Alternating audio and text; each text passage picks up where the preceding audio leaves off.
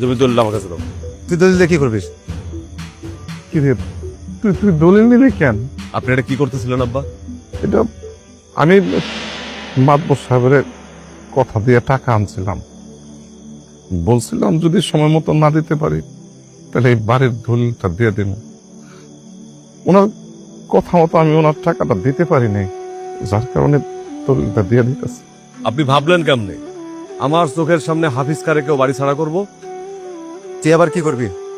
দলিলটা দিয়ে দে। না, আমি দলিল কাউরে দিব না। দেখেন, আমি আপনাদের তামাশা দেখতে আসি না, যেখানে আমার টাকা চাই, নাহলে আপনার দলিল দিয়ে দেন। দলিলটা ধরো তো।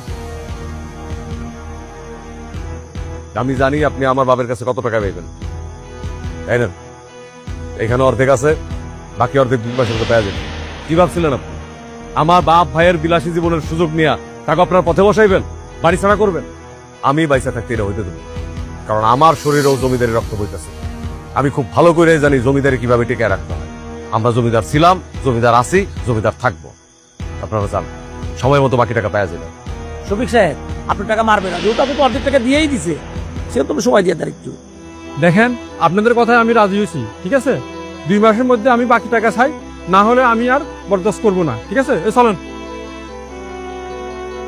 এতগুলো টাকা কই পাইছস? কইতে আনলি? একটা কথা আমি তোমাকে বারবার বোঝানোর চেষ্টা করছি, বসে গেলে রাজার গোলাও একদিন পড়ায় আছে।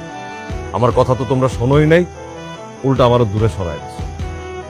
আমি কাজ কাম করতাম বলে আমারে তোমরা পরিচয় দিতে লজ্জা পাইতা, তোমাকে ইজ্জত পাইতে যাইতো, তোমাকে মান সম্মান চলে যাইতো। এখন দেখলা তো ভাই, দেখলা না বিলাসী জীবনের জন্য একটা মানুষের জীবন কোথায় যে ঠেকতে পারে? আজকে প্রমাণ পাইলা না? এ টাকা কোথায় পাইছি?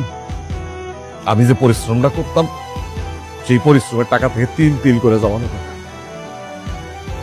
লাগলো না কাজে টাকা? আজকে লাগলো না? বাবা, তুই ঠিক বলছস। আসলে জমিদারের ঐতিহ্য রক্ষা করার জন্য আর ভাব দেখাতে গিয়ে আজকে সবকিছু হারাইতে বসছিলাম।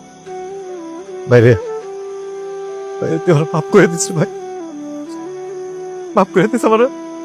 তোর লোক অনেক বড় অন্যায় করেছি রে ভাই, মাফ করে দে।